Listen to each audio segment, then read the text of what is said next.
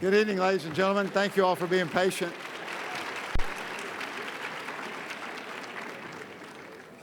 We had a large crowd and a lot of logistics, and thank you all. My name is Skip Rutherford. I'm Dean of the University of Arkansas, Clinton School of Public Service, and welcome to the Frank and Kula Kumpuris Distinguished Lecture Series. May I please ask that you turn your cell phones and other electronic devices off. On behalf of our partners, the Clinton Foundation and AT&T, we want to thank Dean, Drew, and Catherine Ann for their support of this series. Tonight is the 25th Kumpuris Lecture, and we are most grateful to the Kumpuris family. A special thanks, and by the way, a big round of applause for Lena Moore with the Clinton Foundation, whose efforts and hard work made this possible.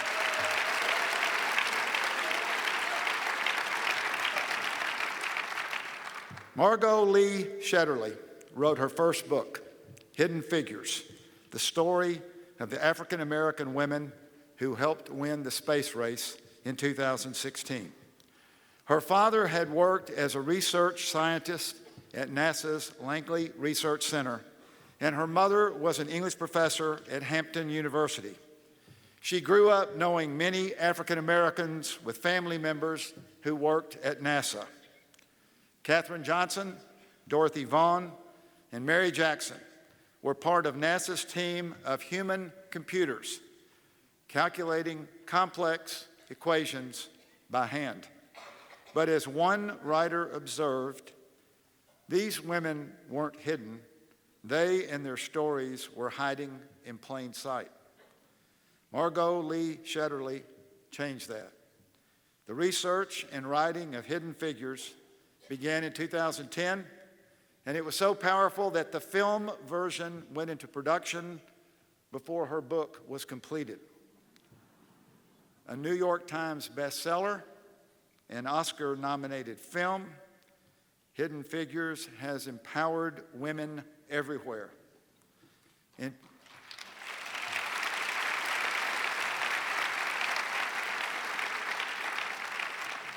2013, she founded the Human Computer Project, archiving the work of all the women who worked as computers and mathematicians in the early days of the space program. In her book, she writes, "Before Mission Control landed in Houston, before Sputnik changed the course of history, before the Supreme Court case Brown v. Board of Education of Topeka established that separate, in fact, was not equal, and before the poetry of Martin Luther King Jr.'s I Have a Dream speech rang out over the steps of the Lincoln Memorial, Langley's West computers were helping America dominate aeronautics, space research, and computer technology, carving out a place for themselves as female mathematicians who were also black mathematicians who were also female." Ladies and gentlemen, the author of Hidden Figures, Margot Lee Shetterly.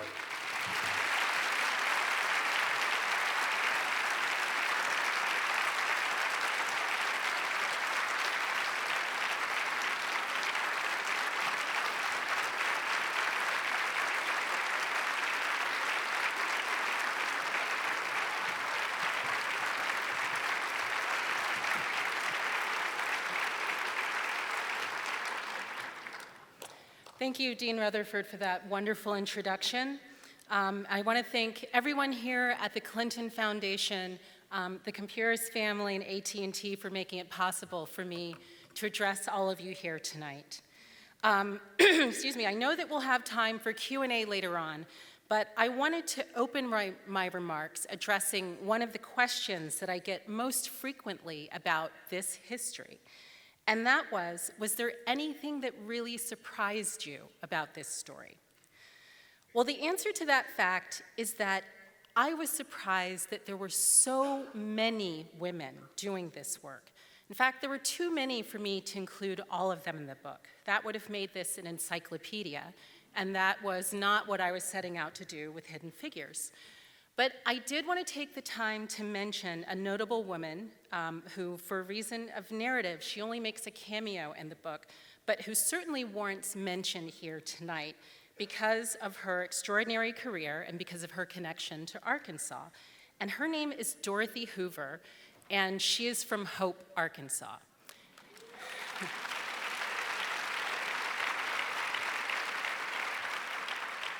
And, I think there's somebody else who might be from Hope. I can't, gosh, I'm sure the name will come to me at some point.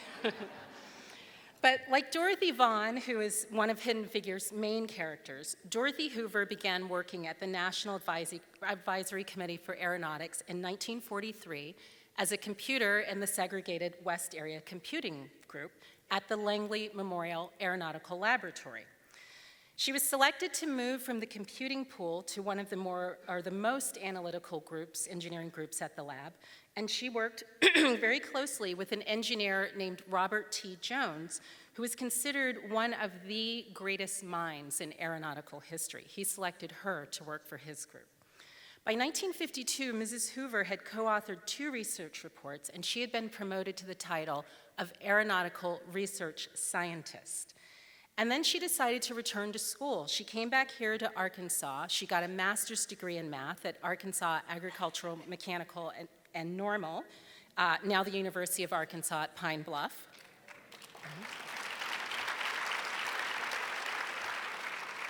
In 1954, she presented a paper at the Arkansas Academy of Science, and then she entered graduate school at the University of Michigan on a Rosenwald Fellowship. And she was a teaching fellow there for 3 years, probably in the early stages of pursuing a PhD in math. Before finishing, though, she decided to return to government service as a mathematician at the Weather Bureau. She eventually came back to NASA in the early 1960s, and she was also doing work that was related to the space program, but in the field of computational physics. In January, I attended the Joint Mathematics Meetings, which is the world's largest meeting of mathematicians, and as a part of the tribute to the mathematicians in Hidden Figures, we had a little colloquium on Mrs. Hoover's research on the aerodynamics of swept-back triangle-shaped airplane wings, which was a great advance in the 20th century in terms of flight. I was never able to find a way to make her a more central character in the book, but I did want to make sure that this crowd in particular knew her name. And right now, I'd just like to take a moment to thank journalist Lisa Fraser Page. If you're here, please stand. So,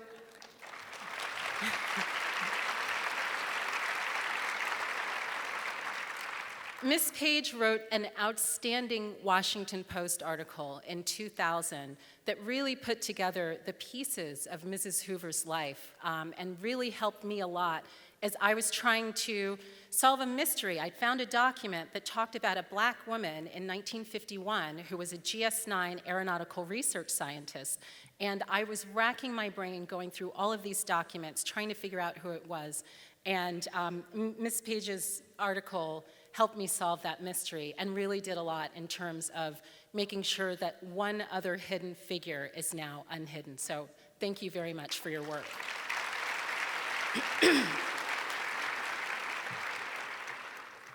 My book, Hidden Figures, tells the story of Dorothy Vaughan, Mary Jackson, Katherine Johnson, and Christine Darden, 4 black women who spent their careers working as professional mathematicians at NASA.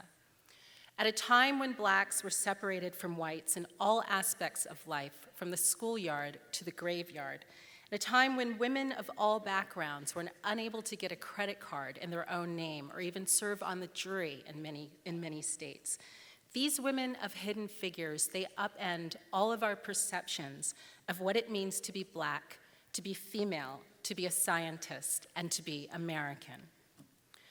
Dorothy Vaughan was a math teacher at the segregated high school in Farmville, Virginia, when she traveled to Hampton, Virginia in 1943 to take a job as a professional mathematician at the Langley Memorial Aeronautical Laboratory, the kernel of what would become NASA. She had to sit at the back of the bus to make that trip, but she would go on to become the first Black manager at what was one of the world's most exclusive engineering organizations. In the 1950s, Mary Jackson had to apply for special permission just to walk through the doors after hours at all-white Hampton High School so that she could take advanced math classes as part of an engineer in training class. She became NASA's first Black female engineer, and she very well may have been the first Black woman aerospace engineer in the entire country. Katherine Johnson will turn 99 years old this year. She was born in 1918. Yeah, she's an amazing woman. Some of you may have seen her. She made a special appearance this year at the Oscars. Absolutely gorgeous and very stunning, just as she is in person. Statistically, she was born in 1918. Statistically, a Black baby girl born that year had a 2% chance of finishing high school and wasn't expected to live to see her 35th birthday. But Katherine, who's from rural White Sulphur Springs, West Virginia, she went on to calculate the trajectories for the orbital spaceflight of astronaut John Glenn, and that was a moment that tipped the balance in the favor of the United States in the space race with the Soviet Union. And Dr. Christine Darden was a student at an all-Black junior high school in rural North Carolina. The school had no science lab. It had only secondhand textbooks. When the Supreme Court passed the Brown versus Board of Education ruling outlawing racial segregation in our nation's public schools. 2 decades later, in the 1970s, as a young aeronautical engineer at Langley, Dr. Darden wrote a computer program that set the industry standard for sonic boom minimization, and she went on to become NASA's leading expert on that topic. My book follows the lives of these women from the days of World War II through the moon landing. Now, the producers of the movie Hidden Figures made what I think was a very wise decision to focus that narrative on the event surrounding Katherine Johnson's role in calculating that trajectory for John Glenn's orbital flight in 1962. Very exciting moment. I've seen the movie 7 or 8 times at this point. I told my husband that we're going to go see it this weekend in Charlottesville before it leaves the theaters, and you're just going to have to come with me. I have to see it one more time.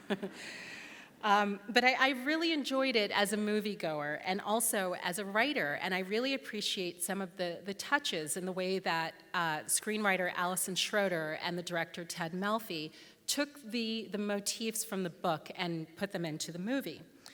One of the motifs that really appears throughout the movie is this idea of looking beyond.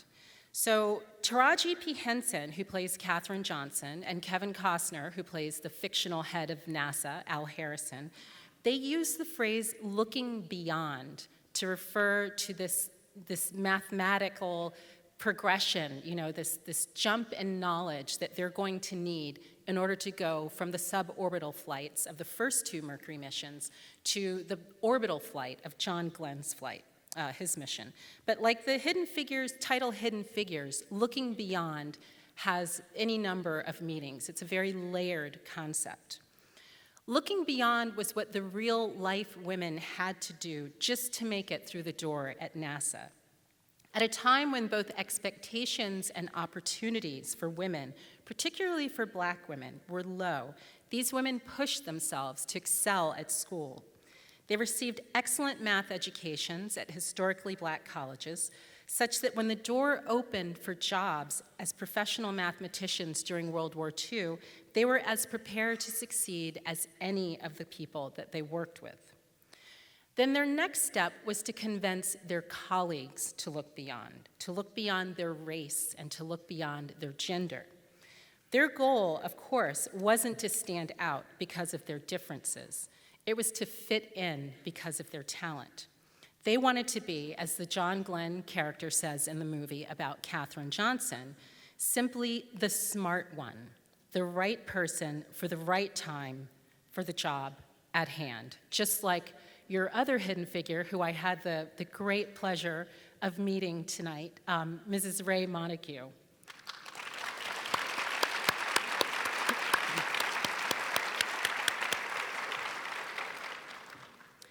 then what these women had to do is they had to stand together with their colleagues. All of them had to stand together so that they could then look together beyond the earth, beyond, into the unknown of space, helping to take humanity on an unprecedented mission to the heavens. Doing something that had never been done before, whether that thing was integrating a new workplace or sending a man into space, that was never a deterrent to these women who considered themselves both intrepid women of science and also agents of social change. For me, researching the book meant that I had to look beyond. I had to look beyond and re-examine everything that I thought I knew about the civil rights movement, about the space race, about women in mathematics and engineering, about my hometown, Hampton, Virginia. I had to look at all of the pieces that I had always been taught were discrete moments or movements and try to find the connections all that time holding these women at the center of my point of view. Most people think that the civil rights movement is something that started here in our country in 1954 with the Brown versus Board of Education Supreme Court decision, and that it culminated with Dr. King's speech at the March on Washington in 1963. The legacy of that day in 1963, which turned King into a national icon, is something of a double-edged sword because there is so much history hiding in his long shadow. We forget, or maybe we don't even know, that Dr. King himself stood on the shoulders of others to reach his mountaintop. He stood on the shoulders of A. Philip Randolph, the labor leader who pressured Franklin Roosevelt into opening civil service jobs during World War II to blacks and to other minorities, to Jews, to Poles, other immigrants. There were many people who were shut out of those jobs in World War II. And A. Philip Randolph's actions cracked open the door to the Langley Laboratory, to the black women who worked at doing this aeronautical research that I write about in Hidden Figures. King's work also rested on the long efforts of Charles Hamilton Houston, who was the head of the NAACP Legal Defense Fund, won a Supreme Court lawsuit that made it possible for Katherine Johnson to become one of the first 3 black students to integrate West Virginia University, the state's then all-white flagship college. King's work was also boosted by the tireless efforts of Mary McLeod Bethune, the founder of the National Council of Negro Women, who was also an advisor to Franklin Roosevelt. She was a very close friend of Eleanor Roosevelt. She was the assistant director of the Women's Army Corps during World War II. Now, our modern blind spots are not limited to civil rights history. Computers today are ubiquitous. They are not just on our desktops, they're on our phones, our cars, our coffee machines, our toasters. They're absolutely everywhere. But how many of us today knew that until the most recent decades of human history, a computer was simply the job title of a person, usually female, who spent their days doing calculations, classifying stars, calculating artillery tables, optimizing the shape of aircraft wings, and calculating the trajectories that would send humans into space. Not a lot of us hitch rides on spacecraft, but I spend a lot of time on airplanes these days, and I can tell you there's not one single time that I get on an airplane now that I don't think about the fundamental aeronautical research that these women were doing, and I am so thankful that they believed in getting those numbers right.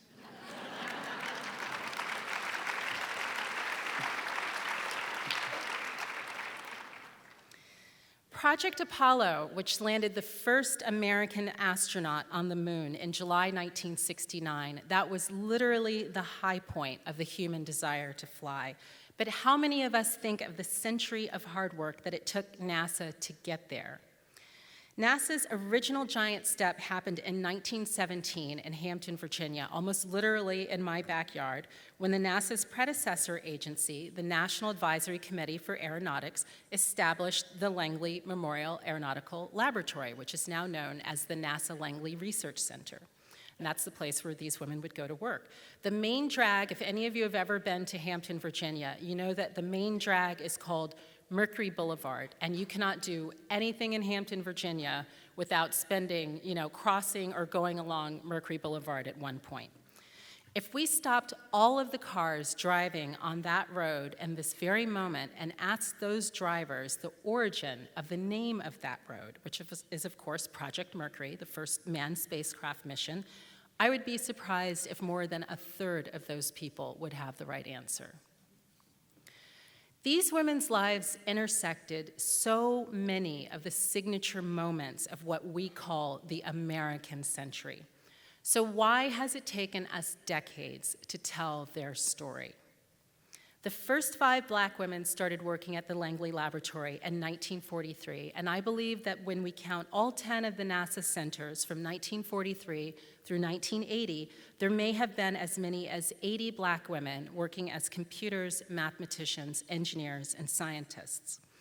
And what's just as remarkable is that those Black women were part of a cohort of women of all backgrounds that starting in 1935, which is when Langley initiated the pool, there were 5 white women, this was a great success, this process of bringing women into the laboratory. When we count all of those women from 1935 through 1980, I think that that group may be more than 1,000 strong. So just think about that. 1,000 women working as professional mathematicians, getting up and going to work every day for decades at NASA. Why didn't we turn them into professional role models? Why didn't we use them?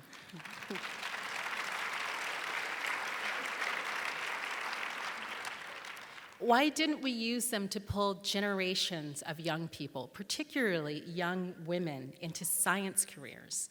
That is the single question that I receive more than any other when talking about Hidden Figures. The answer has to be more than just the fact that the work they did was often classified, though that is true. Much of the work that they did was during World War II, it was during the Cold War. This is the era of loose-lipped sink ships, and people knew a lot better than to come home and have classified conversation over the dinner table at night.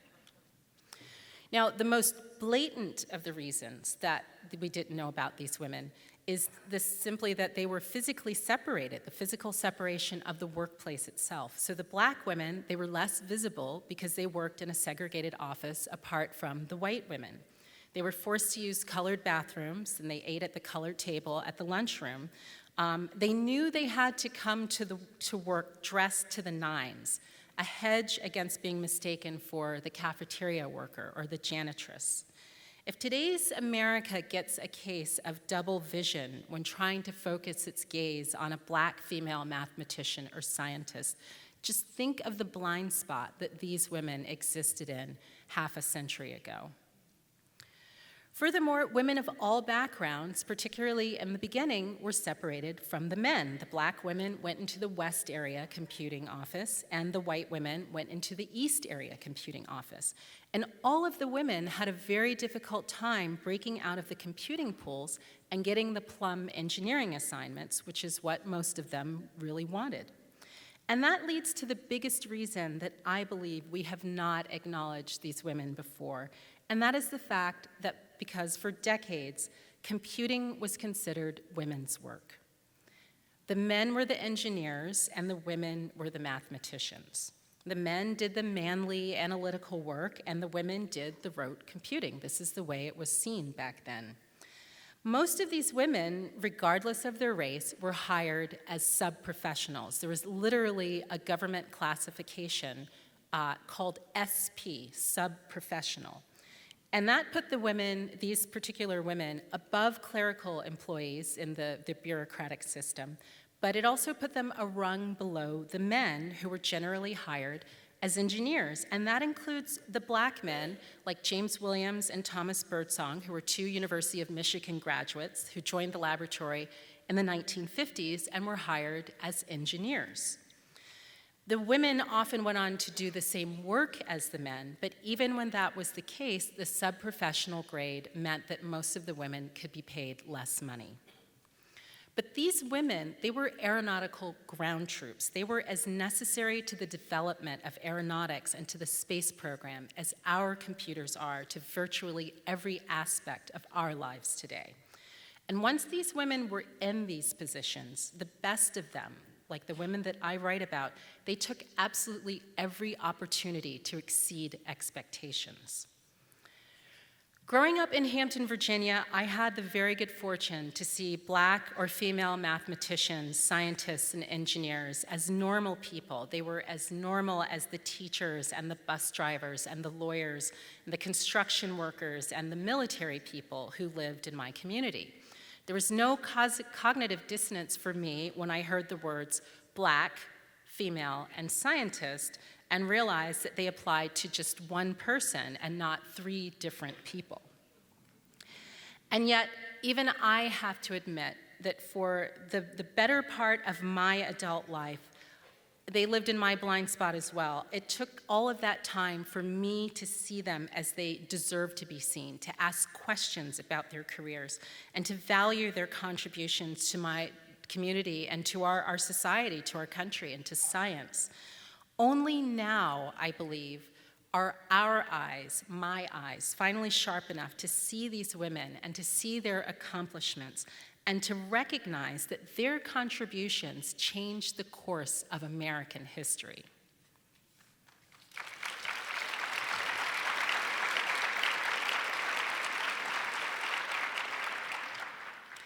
Now, there's an aspect to their hidden status that I actually think of as something of a silver lining.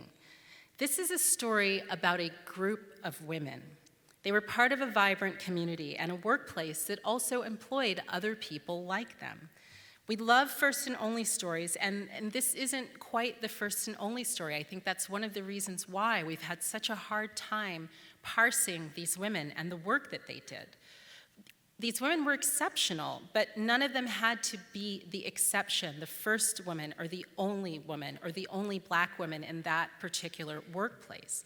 They're what I like to call extraordinary, ordinary people. They're hardworking achievers who are nonetheless very unassuming and very low-key about their work. If you learned about the excellent things that these women were doing during the course of their careers, it is very unlikely that you heard it directly from them. Since the book and the movie have come out, I've spent a lot of time in Hampton, Virginia, and I have had so many conversations with people who lived down the street from Mrs. Johnson for 30 years, or who went to church with Mrs. Vaughn, every single Sunday. And they knew they worked at NASA, but now they're saying, orbital mechanics, I knew Mrs. Vaughn was a smart lady. I had no idea that that's what she spent her days doing. They knew them as the Girl Scout troop leader, as the thoughtful neighbor. They were mothers, they were members of sororities and the PTA. They were people who went to church on Sunday. They were part of their communities, and they never stood apart from the community. And if that's one of the reasons why we haven't heard more about them, it's also one of the reasons why I think they are the perfect role models. Somehow they manage to balance all of their identities and excel in their careers with their souls intact, to paraphrase Nina Simone. They show us that there is talent all around us if we just know where to look. They illustrate the benefits of opening the door of opportunity to all of our citizens, and they also show us how high the stakes can be when we fail in that mission. So our job, your job, my job, all of our jobs is to open our eyes and to recognize the power in the extraordinary, ordinary people that we encounter every single day. As a society, I think we are still looking past the women, particularly women of color, who are working in the STEM fields. This Einstein archetype is a very stubborn thing, and there is no doubt that it contributes to the difficulty that we're still having today in filling that STEM pipeline. So once we have trained ourselves to see the people like the one that I wrote about, past and present as well, to see them and to value what they have accomplished, our next obligation is to tell their stories. Human beings are a storytelling species. Telling stories is what transmits our culture and our values, and it's what determines both our future and the meaning of the past. It's taken a long time for the story of Hidden Figures to be told, but it's never, ever too late for a good story, because these stories, well told, they never lose the ability to change the way others see us, and most importantly, to change the way we see ourselves. And I think the power of the American dream is that it too is a story. It's as much myth as it is reality. It's something we tell ourselves about how we live and about what we believe and what we think is possible. It was really important to me that the American dream be in the subtitle of Hidden Figures, because Hidden Figures is really a story about including Black women in the American dream. I wrote this book because I wanted to see myself reflected in the national mirror. There are a lot of moving scenes in the Hidden Figures movie, but I think for me, the most galvanizing and the most touching is one of the simplest, and it's also the first scene, and that is when a young Katherine Johnson, who is a little Black girl with big glasses, just like I was, she's standing at the blackboard factoring quadratic equations. And, you know, it's such a simple scene, and yet it's an absolutely radical, wonderful scene at the same time. And yet, though Hidden Figures has particular resonance for Black women, this story is a story that's absolutely relevant to women of all backgrounds who are struggling to narrow the gap between their abilities and their ambitions and society's perceptions of them. When I was at the Joint Mathematics Conference, where we honored Dorothy Hoover earlier this year, one of the attendees, a white woman from rural North Carolina, who's now the dean of an engineering school down there, she came up to me and she told me how much Dorothy Vaughn's struggle reminded her not only of her own struggle, but that of her mother, who was somebody gifted in math, but who could never get beyond being the mountain girl that everyone else saw her as. And at a book signing a couple of months ago, a little blonde boy about 9 years old, he looked like a little baby John Glenn. He was there with his mother, and he brought me this kind of oversized paper doll that he had cut out. This was part of an exercise that he and his classmates had done, and the teacher had asked them to cut out these paper dolls and write on the dolls a description and words describing a famous American. So he actually made 2 of them. He made one for his classroom assignment. He made one that he brought for me, which was just amazing at this book signing. And he had chosen Katherine Johnson. And he said to me, you know, Katherine Johnson, I want to be like her when I grow up.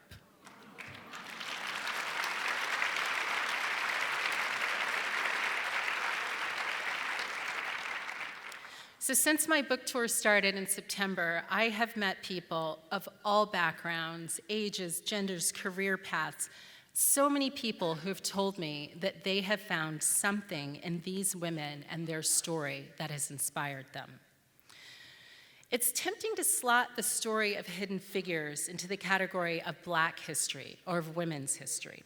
So we just celebrated Black History Month in February, and we are now in March, so we're celebrating Women's History Month. And we often see these as separate history celebrations, even though many Black people are women and many women are Black. And we usually see these as distinct history celebrations and distinct history from what we mean when we talk about American history, capital H, American history. But the truth is, Black history is also the history of World War II. Aviation history cannot be told in full without talking about women. Virginia history is incomplete without the story of massive resistance to desegregation, but it's also complete without telling the amazing and inspiring story of humanity's desire to fly. And although we usually imagine that math and engineering talent is concentrated at schools like the University of Michigan or MIT, the Black women who worked at Langley were largely graduates of historically Black colleges, just like Arkansas, University of Arkansas, Pine Bluff, and West Virginia State Institute, and North Carolina A&T.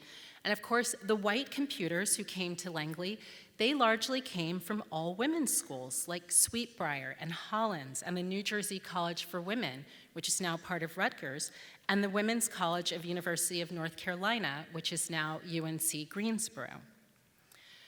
The Black women at the heart of Hidden Figure fought to dismantle the barriers that they faced due to their race or their gender or both, but they also confronted the kinds of things that are familiar to us all: the search for meaningful work, the fight to provide a better future for our families, the restlessness of personal ambition, the fear of the unknown, the fear of the other, the struggle to define what it means to be successful and to be American. I believe that this is a quintessentially American story with all of the dreams and all of the dilemmas that come with it. And I also believe that these women and their stories provide something that we're all yearning for, that we've always yearned for and need perhaps more than ever, and that is evidence of the triumph of curiosity and imagination over fear. Thank you very much.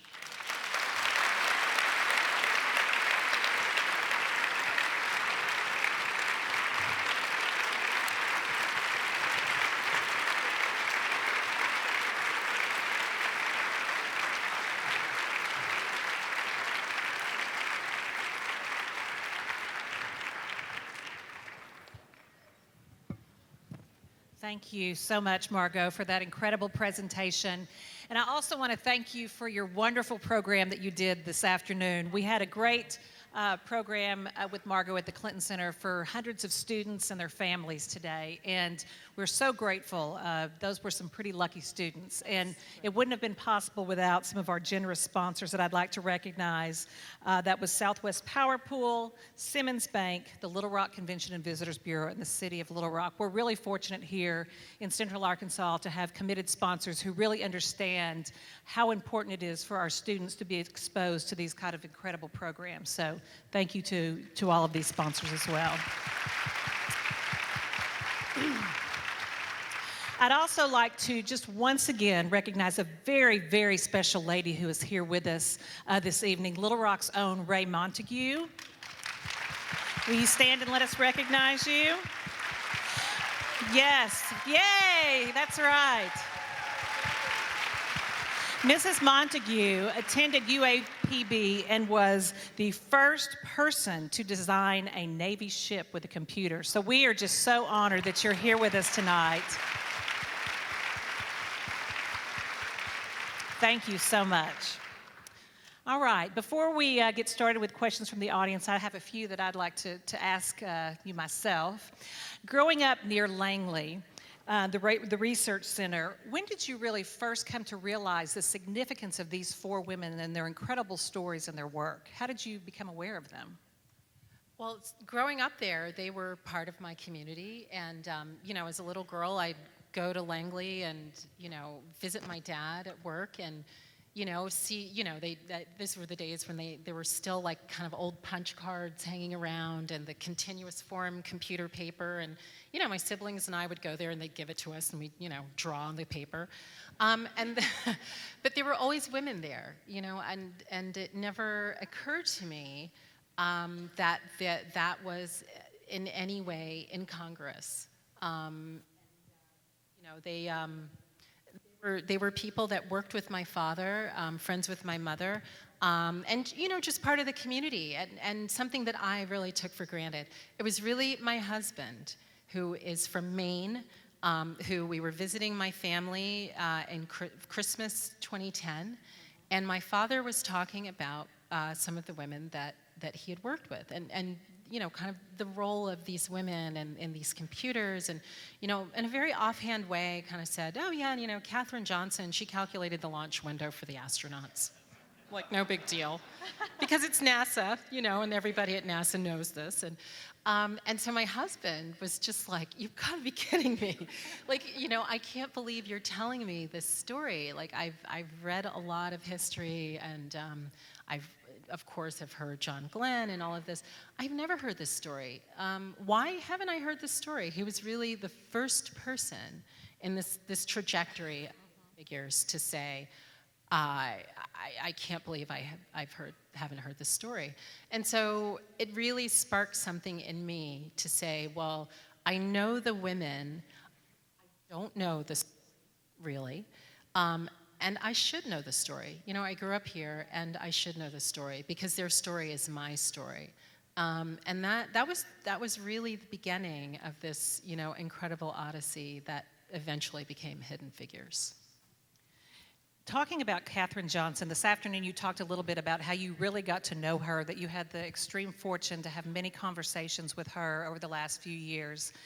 Can you tell us maybe what she said about, I cannot imagine the tremendous pressure she must have felt, especially right before John Glenn asked to have her come out and do the final computations and check those. Mm-hmm. Did she ever talk about, did she feel like, she must have just felt a tremendous sense of overwhelming pressure, and how did she handle that and be able to get through it, and then watching the launch itself and how that must have felt? Did she ever discuss that with you? She did, and you know, we were discussing this earlier. One of the things that, you know, that we have to keep in mind is that she was part of a team. You know, so I think there were 18,000 people that worked on Project Mercury. By the time Project Apollo came along, there were 400,000 people working on that mission. You know, so this is a huge project, a huge number of people, all very good at their jobs, but every person has to do their job the right way.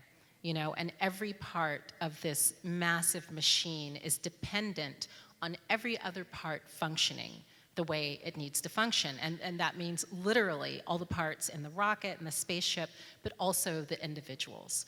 So everybody felt that pressure because they were working as a team. But certainly Katherine Johnson in this, you know, with this responsibility for calculating these very specific things, she did feel pressure. You know, I asked her that. Well, you know, were you guys nervous? And she said, "Oh yeah, we were very nervous." But we knew we had done our jobs the right way. You know, and she said that in her group in particular, so she was in the West Area Computing for a short time, and then she was sent over to the Flight Research Group, which, you know, eventually kind of was the core, many of those engineers were the core of what would become the Space Task Group, which was, you know, the sort of mission control group of people. And she said the first thing they said to her in that group was, "We do the work the first time. You know, every single number here, you do it right the first time. Like, there is no double checking because we do it right the first time." And that's the way Katherine Johnson approaches everything. Did she at all talk to you? I mean, it was so wonderful last year to see President Obama award her the prestigious Medal of Freedom. Did she express to you what that meant to her? Did you have an opportunity to visit with her about that? I did, and you know, she's first of all, she's very humble. You know, when you ask her, well, you know, how did it feel to be a part of this groundbreaking thing? You know, this time, this historic moment. And she says, well, you know, I was just doing my job.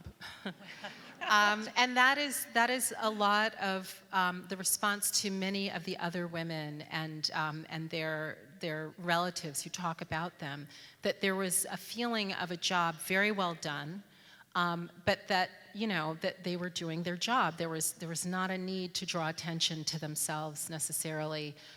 They really took a lot of pride in the job itself.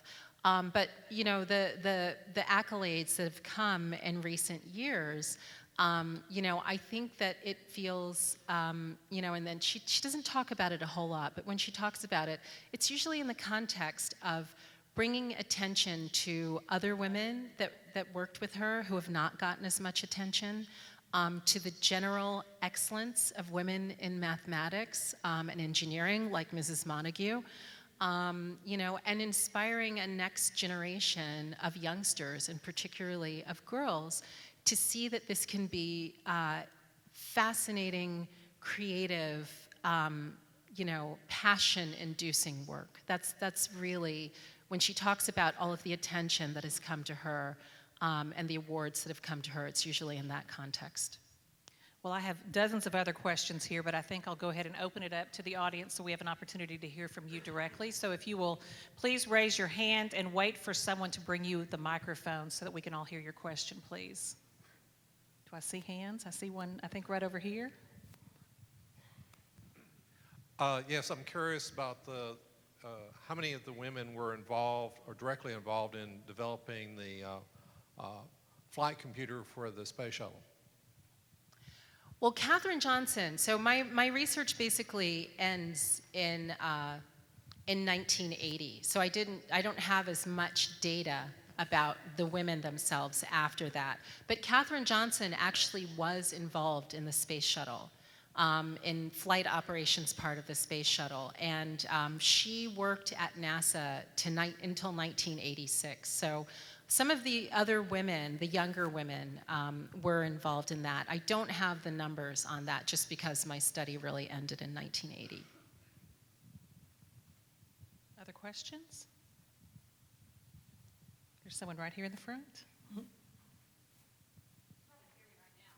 Here she comes right here, just so everyone else can hear you as well. Thank you. First of all, I'm an alumna of Hollins University, so thank you for the shout out. But I want to ask, your experience with even the movie getting to be made before the release of your book. So, as someone who I'd love to see more women historical figures really celebrated in such a way, what are kind of your thoughts on, or how did that come to pass that this story in particular was so marketable when others aren't? That is a very good question. So the question is sort of how did the book and the movie come together at the same time, and why was this story swept up? So the story of how the book and the movie came together, I had done research for about 3 years on the book and then wrote a book proposal, found a literary agent who found a publisher for the book, and who then got the book proposal. It was a 55-page book proposal, essentially. This book, Hidden Figures, like a sample chapter, and this is what it's going to be about, and it's going to have this scope. And so my agent got that book proposal into the hands of this sort of network of book scouts. Like, there are people whose job it is to find literary properties that might make good films. So through this whole network, my book proposal landed on the desk of someone named Donna Gelati. So Donna Gelati she is the producer of Hidden Figures, but she's someone who is very well known in Hollywood. I had no idea who she was. I was, at the time, I remember this phone call. I was in Hampton. I had just come from seeing Katherine Johnson, and somebody, called on my cell phone, like 917 number, New York number, and I pull over into the Food Lion parking lot to take the call, the supermarket, and she says, Margot, this is Donna Gelati, and I just got a hold of your book proposal, and we are going to make a movie. It's just like in the movies.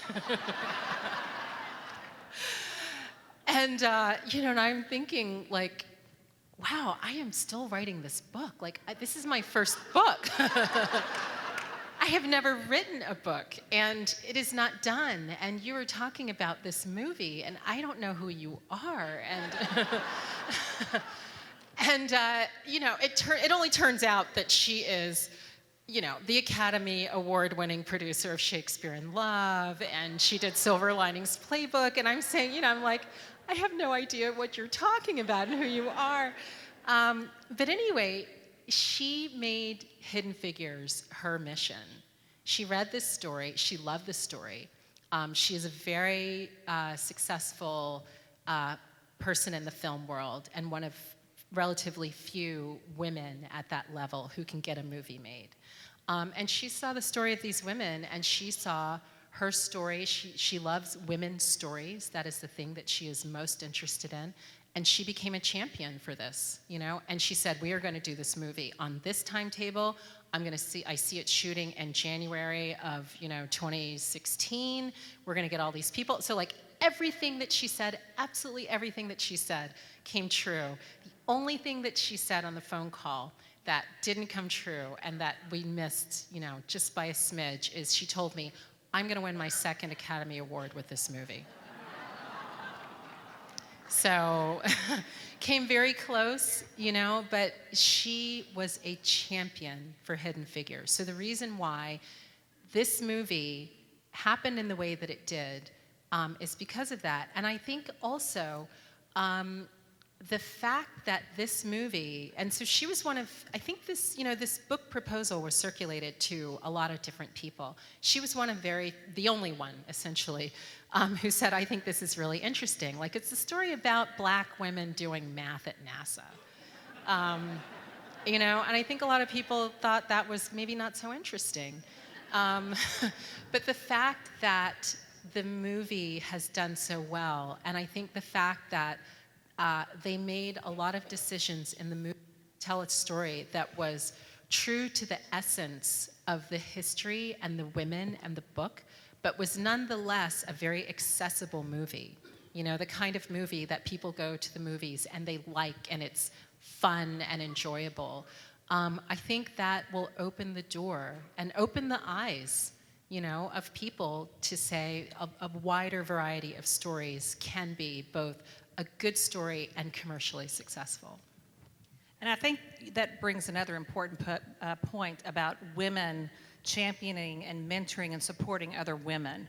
I know, you again talked about today, we've all had women who supported us along the way, and just the message of that in itself, of having this, like you said, very famous producer who you didn't know when she called, be your champion, I'm sure was very important to the success as well, and to your success.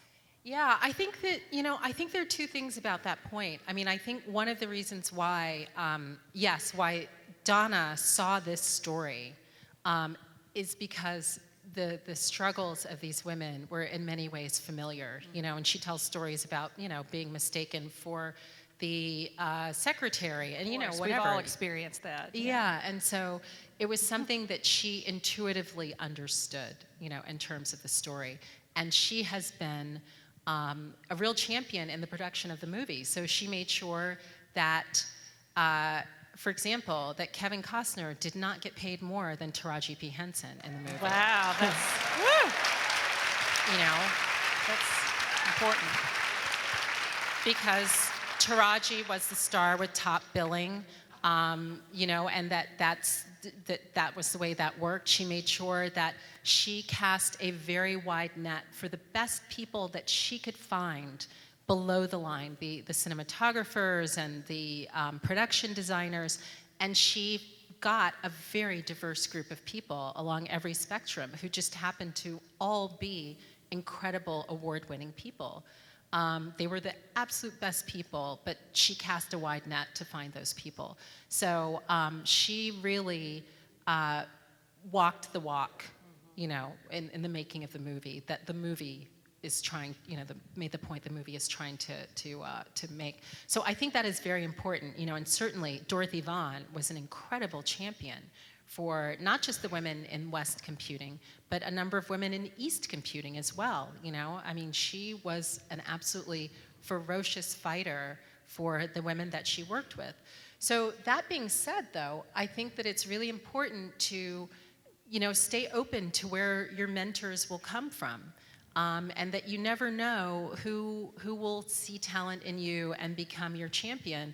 The great case of that is Mary Jackson, and it's sort of a little bit more of a storyline in the book, but in the movie, the character known as Zelensky, in real life, this was a man named Kazimierz Zarnicki, who saw Mary Jackson, who thought she was very talented. He thought she would make an excellent engineer, not just a mathematician, but an engineer, and he made her success part of his job. They worked together, authored a number of research reports together over the course of their career. And so I think it's both very important for women, to be in those positions, to champion other women, but also for everyone to stay open to that kindred spirit that for whatever reason, life decides that, is the person who is going to, help you be the best person. I have a question back here, Stephanie. Oh, okay. Bob G. Hello. When I think of that sort of stereotypical image of all the white men with the headphones, like in Houston, with the shirt sleeves, sitting in front of computers, I mean, you see that image sort of mocked in The Simpsons. Do you think of that image as like American Science? Was that like deliberate to send that out when the reality was so much more diverse, or is it sort of sort of accidental factors that sort of created that as sort of a representation of like American scientists, you know? Yeah, you know what? I think it was, I mean, it was structural. You know, that was literally, those photographs were literally the people in the room at that time. It's that we, you know, we really didn't see those people back at the laboratory who were doing all of the work. And, you know, in many cases, there were a lot of other people who were also the white guys in the pocket protectors who were doing a lot of the behind the scenes stuff, who also, you know, never really got acknowledged for that work. It's just we're on the bottom of the pyramid and really supporting so much of the work that went on above them that we really didn't necessarily think of them. So I really think that more than an intentional desire to obscure that work, it was really that the women were, and they were in this blind spot, you know, to a certain extent, the work, I mean, to a real extent, the work of advancement, technological advancement in the 20th century is the work of women doing math. You know, the Harvard Astronomical Laboratory, I just finished an excellent book called The Glass Universe by a writer named Deva Sobel, and she writes about the women who did the work classifying stars, you know, from the 1870s through, you know, really the book goes up to World War II, that women computers did so much fundamental research, expanding our knowledge of stars. There's a very good book called Rise of the Rocket Girls that talks about the women who worked at the Jet Propulsion Laboratory, female computers, you know, also doing a lot of fundamental aeronautical and rocket research. You know, JPL is now part of NASA. This is very similar to Bletchley Park, you know, this kind of analytical work that was going on there, code breaking. So I think that a lot of it is that we have changed our understanding and broadened our appreciation for what it takes to get an astronaut to the moon, or what it takes to break the sound barrier. And that it's really important and it's very meaningful to shine a light on all of the people who were involved in that effort, many of whom were women. I have a question back here, Stephanie. Okay. In the back, 40. All right. Hi, my name is Zoe from Little Rock Central, and my question is, I have two actually. Was there anything you regret that wasn't added in your book or movie? And my second question is, what can my generation do so stories, like you said, can be mentioned and heard of? So the first question, you know, there's a part in the epilogue of the book. Originally, when I was writing the book, my idea was to continue the story really from 1970, you know, the end of the space race, to 1980, and to really tell the story of Christine Darden, who kind of makes an appearance in the book, but who went on to have a very successful career in aeronautical research and become, you know, she's still this internationally regarded research scientist. And to also tell the story of how Mary Jackson, you know, who was an engineer, she kind of topped out. She wasn't getting the promotions that she wanted, and she elected in the last 5 years of her career to leave engineering and to go into human resources. And she took a pay cut, you know, a demotion to do this, so that she could help women at the center, women of all backgrounds, who she saw topping out in the same way. So she thought that she was more valuable overall to this place that she really loved and to engineering, which she really loved, by basically sacrificing her career to help other people's careers. And that is a tremendous story of humanity, and you know, a wonderful person who really was always thinking about other people and always thinking about the larger group, the community. And that was a story that it touches me so deeply, and I wish that there had been a way to write about that more. Christine Darden was one of the women that she helped. You know, she really went out of her way to kind of push her and her career. it was just too much. The book was long as it is. It was sort of like, my editor said, it's too much. You've got to, make a decision here. And I think that, so I included it as the epilogue, so at least people would know a little bit about that story. And then to your second question about stories, the thing that I have really come to believe doing this research for Hidden Figures is that these stories are abundant. They are not scarce. They are abundant. I am every single day, I've sort of started doing some research on a couple of the next projects. I am amazed at how many remarkable people, got up and, lived next door to, or lived in a town and everybody thought one thing when really they had done these remarkable things in their life and nobody knew.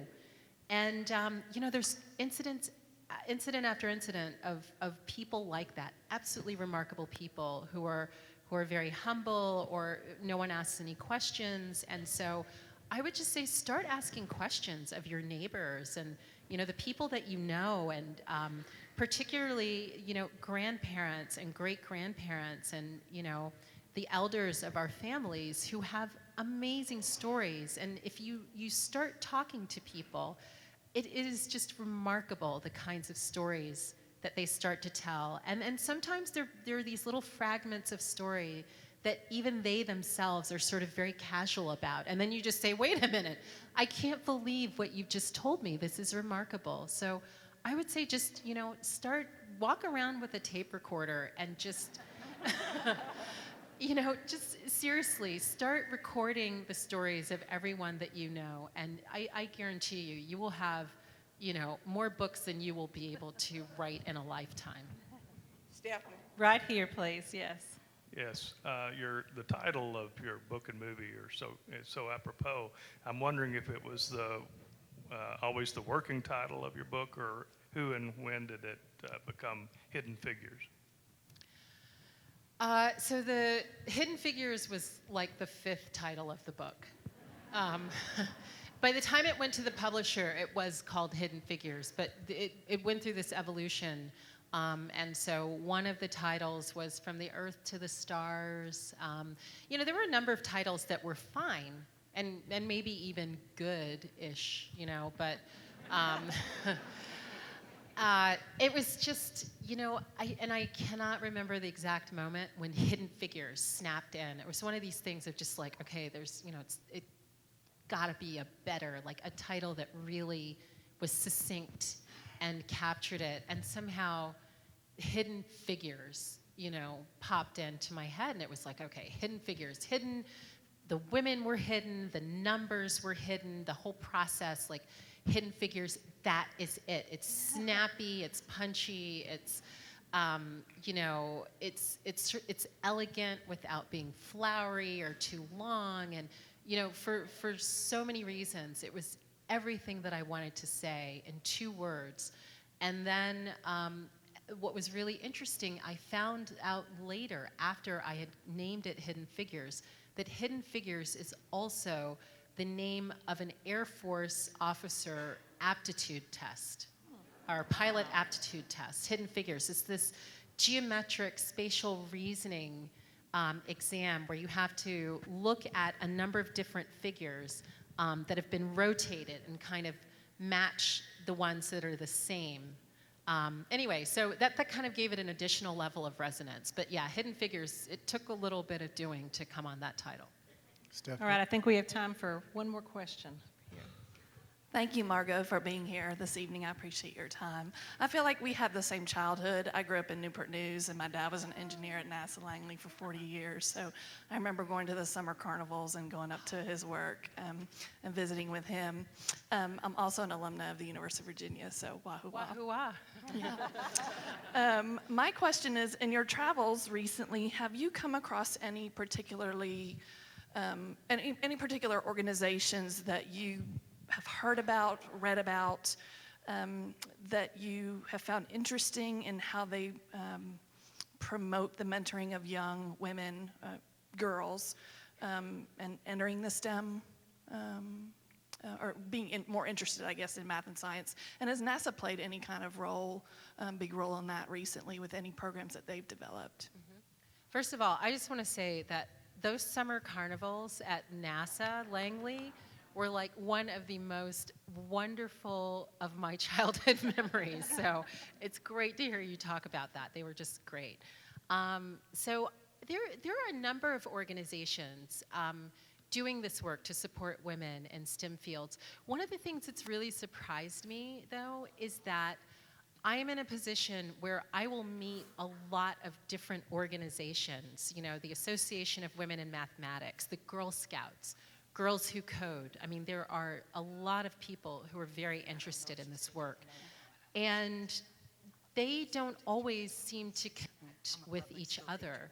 So there are so many initiatives, but the thing that that kind of surprises me is that there's not like sort of one super umbrella organization that is making these connections between these different organizations doing this work. So, but you know, the Girl Scouts is an organization. They have really taken up this, you know, this mission of bringing girls into STEM fields, and I think that is, you know, excellent because they have such a long history of you know, building young women and getting girls and giving them these great values and, you know, teaching them skills. So I think, you know, that they're doing a lot of really great work. And then you had one final question.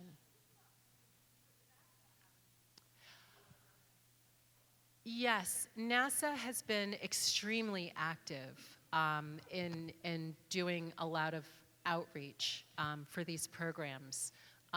So just the other day, however, the NASA education program, which is, you know, for many years has been a part of that, will no longer exist per the budget that has recently been submitted. Well, I have one final question. What is next for you? How do you top? This was your first book. What's next? How would you top this success? Surely you have other things on the horizon. Maybe you could give us a sneak peek. Yeah, so, you know, it's so funny because Hidden Figures, I mean, Hidden Figures has been magical. It's really been magical. From the very beginning, all of the people, the energy, and, you know, I don't think there's ever anything that will happen to me in my entire life that is like Hidden Figures. It has been fairy dust. But there, as I mentioned, there are a lot of other stories out there, and I'm really interested in telling these stories.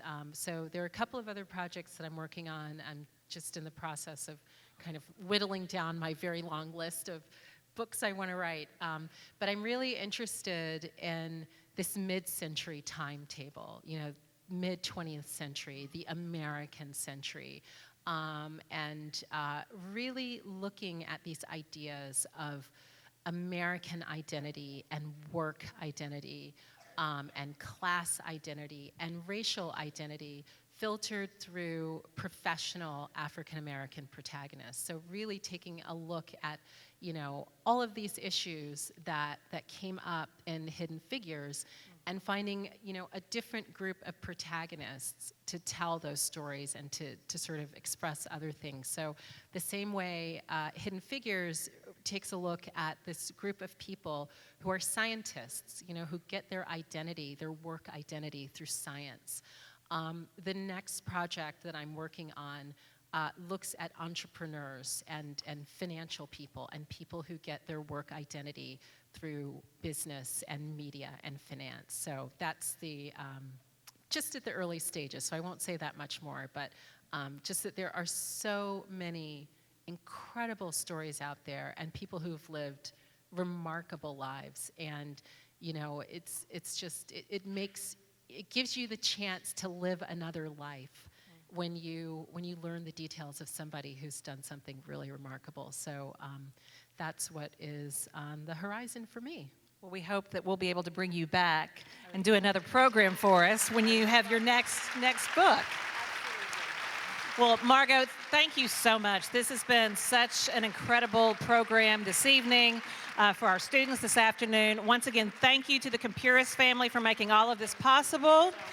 Margot will be signing books following this lecture. There are books for sale outside the door. So if you don't already have one, please feel free to get a book, and we'll begin our signing in just a few moments. Thank you again.